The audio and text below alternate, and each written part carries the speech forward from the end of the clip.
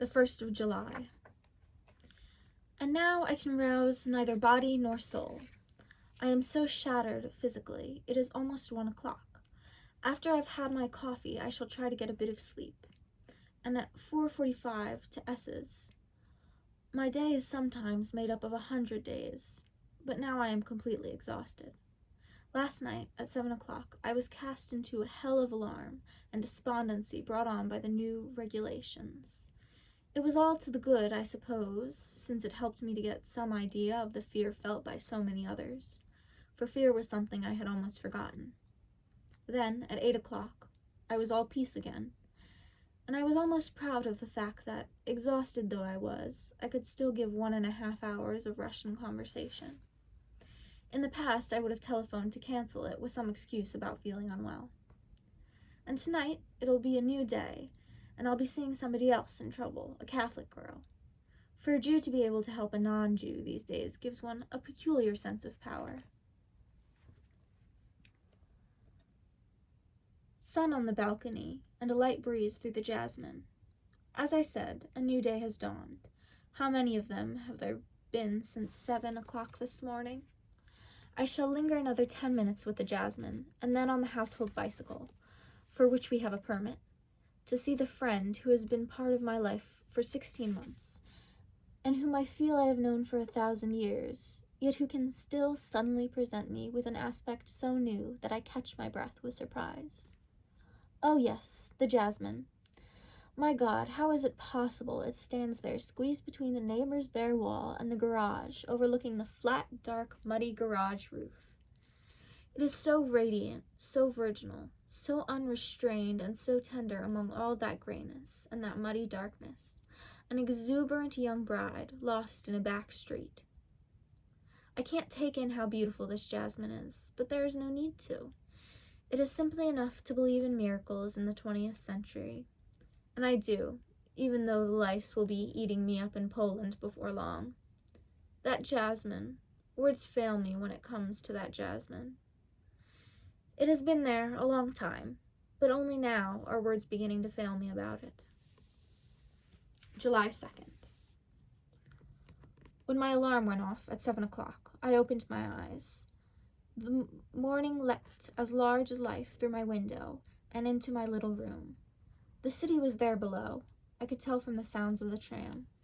Later came the song of some soldiers, but all I can see is clouds and waving treetops, ranged round my window in a large circle, and then there is one tree, which is mine alone.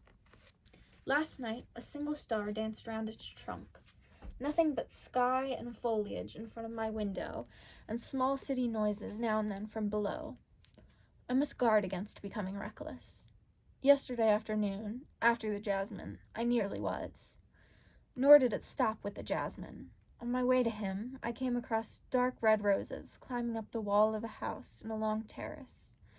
Wanted to give my inconstant heart away again to the roses, then suddenly saw a host of pansies on a low garden wall.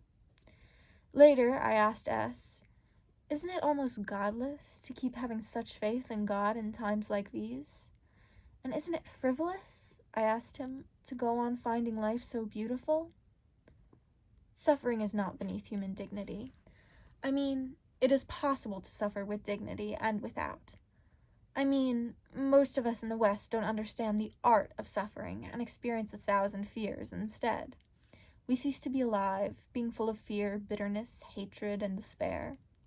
God knows it's only too easy to understand why. But when we are deprived of our lives, are we really deprived of very much? And I wonder if there is much of a difference between being consumed here by 1,000 fears or in Poland by 1,000 lice and by hunger. We have to accept death as part of life, even the most horrible of deaths. And don't we live an entire life, each one of our days, and does it really matter if we live a few days more or less? I'm in Poland every day, on the battlefields, if that's what one wants to call them. I often see visions of poisonous green smoke. I am with the hungry, with the ill-treated and the dying, every day. But I am also with the jasmine, and with that piece of sky beyond my window. There is room for everything in a single life. for belief in God and for a miserable end. One must also have enough strength to suffer alone, and not to burden others with one's fears and troubles. That is something we still have to learn. We still have to teach it to one another, and if it can't be done gently, then let it be done harshly. When I say I have come to terms with life, I don't mean I have lost hope.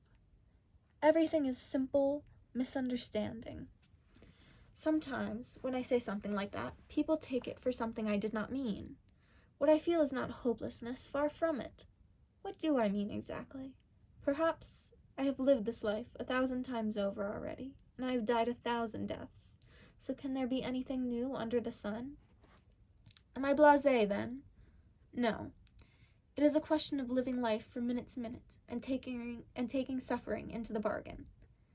And it is certainly no small bargain these days. But does it matter if it is the Inquisition that causes people to suffer in one century, and war and pogroms in another? To suffer senselessly, as the victims would put it. Suffering has always been with us. Does it really matter what form it comes in? All that matters is how we bear it, and how we fit it into our lives, and yet continue to accept these. Am I merely an armchair theorist, safely ensconced behind my desk with my familiar books around me and the jasmine outside? It is all theory. Never tested in practice? I don't think so. I'm aching all over, and soon I shall be walking with S to the other end of town, and we shall see a whole lot of trams going by that could have carried us there much more quickly than our legs. And before very long, we will have to be registered. It seems to be the turn of Dutch people now, including girls.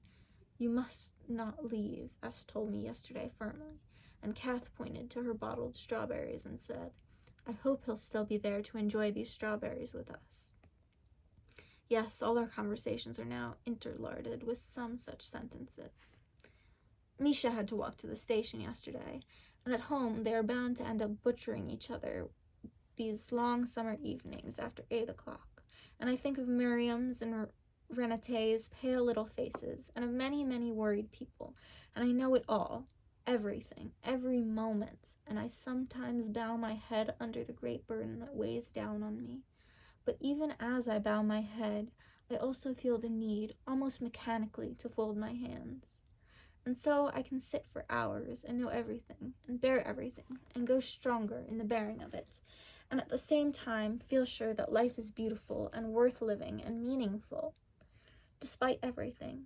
But that does not mean I am always filled with joy and exaltation. I'm often dog-tired after standing about in queues, but I know that this too is part of life, and somewhere there is something inside me that will never desert me again,